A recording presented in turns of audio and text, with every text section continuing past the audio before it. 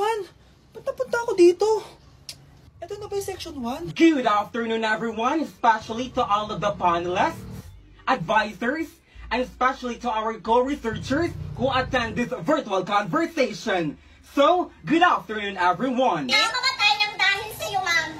Ibig sabihin po nito ay kabayanihan ng mga Pilipino na isinakripisyo ang kanilang buhay para sa kalayaan ng ating bansang Pilipinas. Huwag lang tayo puro salita! Dapat ipinapakita din natin sa ating ginagawa! Ikaw, bago ka lang dito, di ba? What is the biggest mistake? Ma'am, the biggest beef stick. Anong beef steak, ha? Alis na ako dito.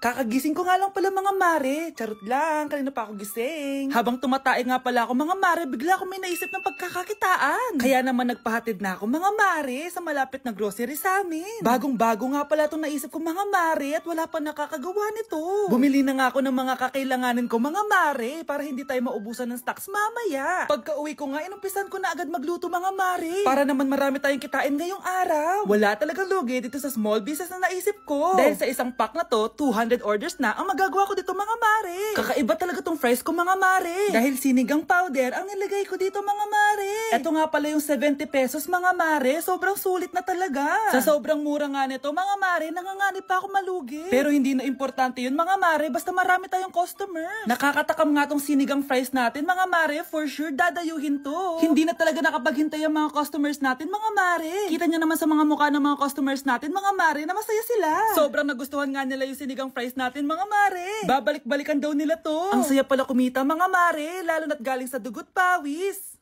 Hi guys! So may mga nagre-request sa inyo na ipakita daw namin yung mga childhood pictures namin. So okay, mauna na ako ha. Ang unang childhood picture ko ay... Hala! Guys! Tingnan nyo. Tingnan mo yung naka-brace pa ako dyan, no? Hala, parang may tartar. Ano sasabi mo? Okay. Mahal ko yan. Ikaw na, saan yung sa'yo? Gusto ko makita. This is like a baby photo. Tingin. Di ba? Wow, cute! Ito naman yung next, guys. So, tigta-tatlo kami childhood picture. So, ito yung next sa akin, guys. Ay, wait lang. Ayun. So, ayan, guys. Ha? Sino yun? Sino yun? Ako! Ayan, no! Ba't may picture ka ng ex mo dyan? Picture ng ex-gak ko to. Sino yan? Ha? Sino yun? Anong sino yun? Sino yun? Sino yan? Sino yan? Sino yan? Sino? Sino yan? Kaibigan Sino yan? ko. Ex mo yan. Anong ex? Ex mo yan! Ewan ko, baka na-save ko lang kanina. Hindi, naghahanap kasi ako kanina ng... Wow! Wow! Ganon? It's not what you think it is, okay? Okay, next na, okay? Bash! Go! OA mo, ang OA mo. OA mo, dito ka na. Bash, patingin na nasa sa'yo. No. Ano?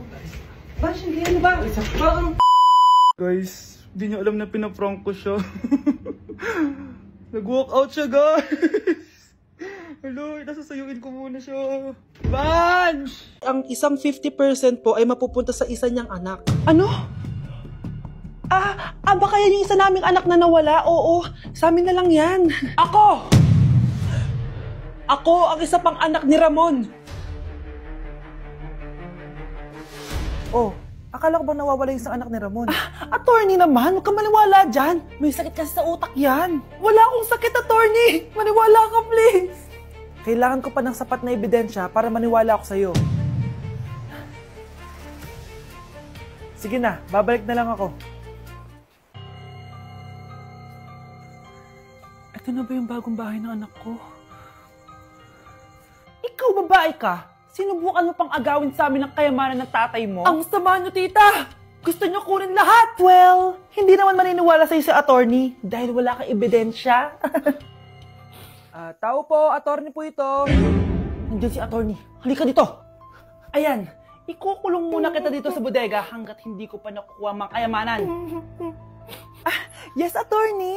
Hawak ko na ang 100% ng kayamanan ni Ramon. Nandito na ang titulo, papeles at cheque ng mga kayamanan niya. Ay! Salamat, attorney, ha? Scarlett, hindi ko na alam kung ano nangyayari sa nanay ko. Pero huwag ka mag-alala. Ako bahala sa'yo. Kailangan na matigil tong pinagagawa ni nanay. Tao po. Sino ka? Ako po yung nanay ni Scarlett, yung anak din ni Ramon. Totoo ba to? Pinagsasabi mong babae ka? Kami lang ang pamilya ni Ramon. Attorney, huwag ka magpaniwala dyan. Peke yan. Hindi to peke. Pwede mo ipacheck to sa attorney. Kaya ilabas mo na siya. Kinulong po ni nanay si Scarlett sa bodega. Ha? Anak?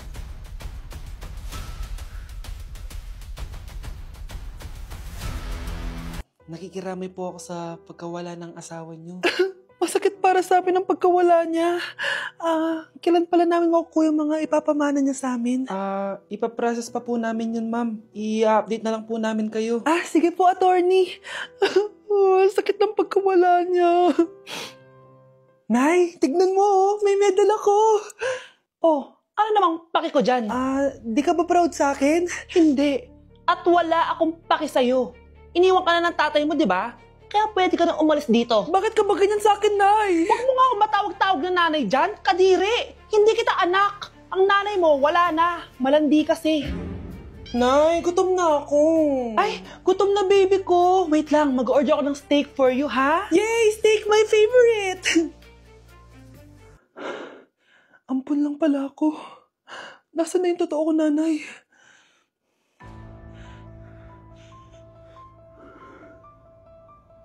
Tulog sila.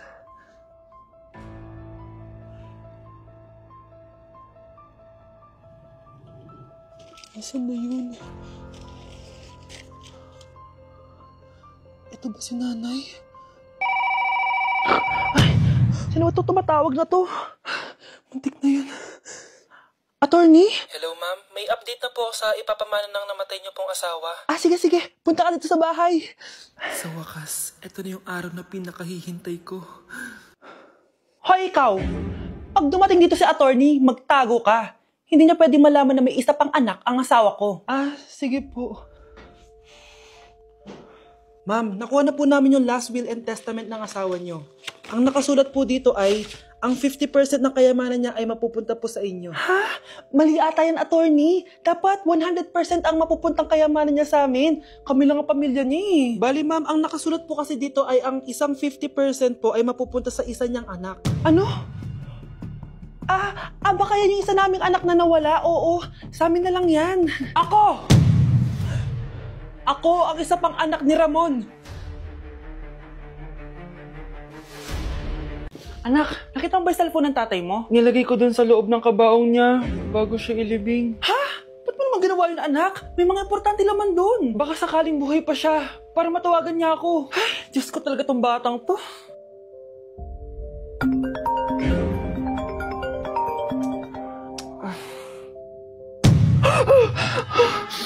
Matawag si tatay.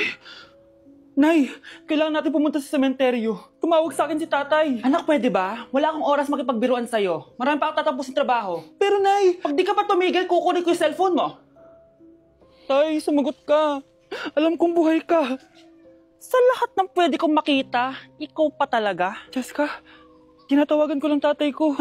Nababaliw ko na talaga, no? Patay na tatay mo, di ba? Baliw. Hindi, buhay siya.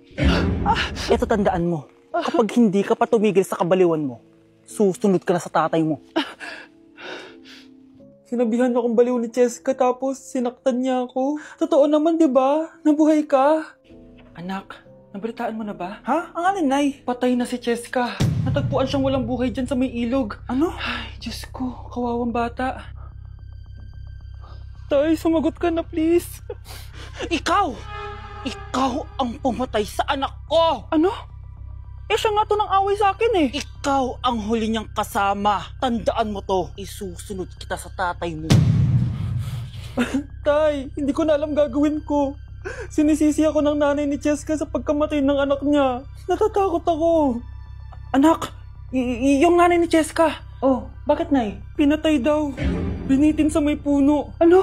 Nakakatakot na dito sa barangay natin, anak. Sinong pumapatay sa kanila? Nay, may tao. Sino po sila? Magandang araw po. Ako po si Detective Jason. Ako ang may hawak sa investigation case sa pagkamatay ni Cheska at ng kanyang nanay. Bakit kayo nandito? Dahil dito.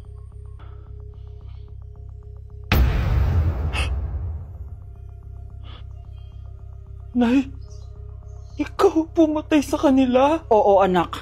Narinig ko lahat ng mga sumbong mo sa tatay mo. Cellphone ni tatay. Pinangako ko sa tatay mo bago siya mamatay na poprotektahan kita kahit makapatay man ako ng tao. Sumama ka sa akin, ma'am, para ma-interview ka namin. Tandaan mo to, anak. Kahit nasa kulungan ako, poprotektahan kita. Tumawag ka lang.